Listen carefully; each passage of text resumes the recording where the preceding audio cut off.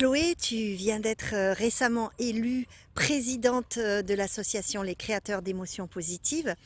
Est-ce que tu peux nous dire ce que signifie pour toi être créatrice d'émotions positives? Ça veut dire s'impliquer une dynamique sociale qui a du sens, puisque pour moi ça permet de contribuer finalement à encourager, développer la conscience collective qui me semble quand même assez importante aujourd'hui.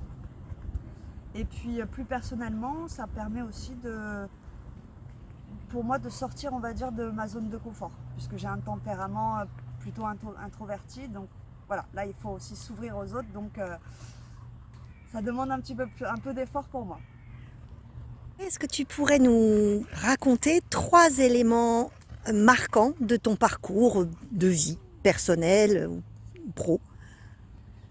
Alors ce sera plutôt personnel. Du coup le premier, je dirais que c'est un peu la période du collège où voilà, j'ai vécu le harcèlement scolaire. Et pour la petite boutade, on va dire que j'ai rencontré les créateurs d'émotions négatives.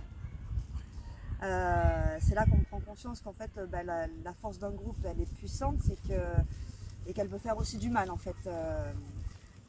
Voilà, on se rend compte qu'il y a même des études qui expliquent que les moqueries et les ragots, ça renforce le lien social dans un groupe.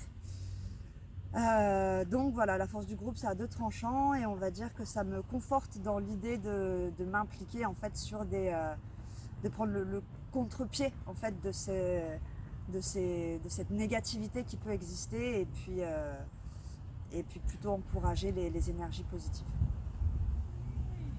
Deuxième événement marquant de ma vie. Alors là, c'est pas un événement directement, c'est plus une sensation. C'était en juillet 2011, donc j'ai participé à un festival de musique au Danemark qui réunissait 80 000 personnes.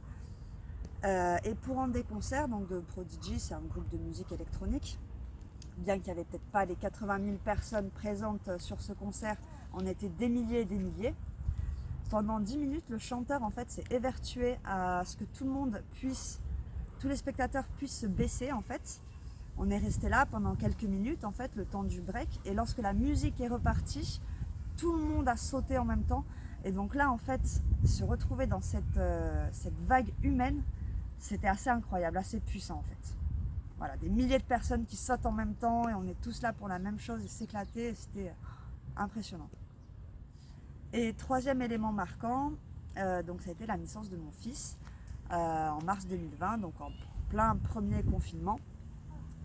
En plus, bon, une grossesse qui a été haute en couleurs, avec des nouvelles un peu, pas toujours des bonnes nouvelles, donc beaucoup d'ascenseurs émotionnels.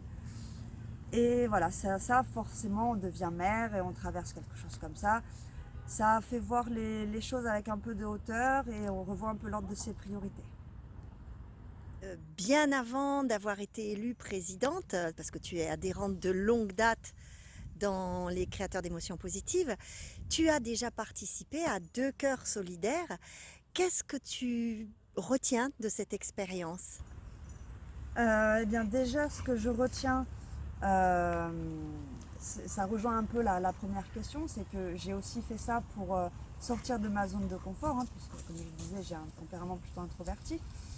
Mais ce que j'en retiens, c'est que c'était une expérience vraiment chouette, parce que personne ne se connaît, et qu'on œuvre en fait pour quelque chose, ouais, pour un spectacle collectif en fait. On s'investit tous là-dedans, on est tous présents, mobilisés sur un week-end.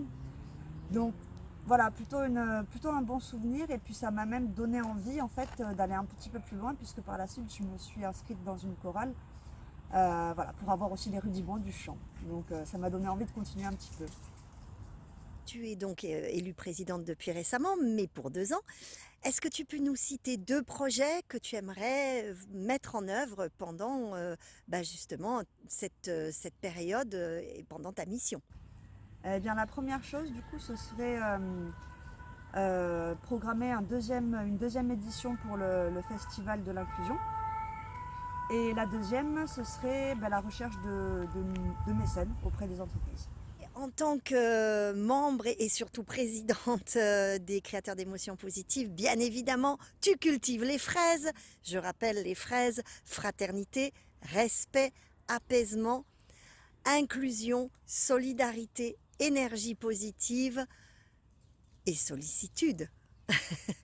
Parmi toutes ces valeurs qui sont très fortes, quelle est celle qui te paraît peut-être la plus décisive pour un monde meilleur? Eh bien, à mon sens, ce serait la fraternité ou la solidarité, puisque c'est l'opposé de l'individualisme en fait, et un individualisme qui pour moi est une des principales raisons de ce qui ne tourne pas rond dans ce monde. Voilà. Merci Chloé.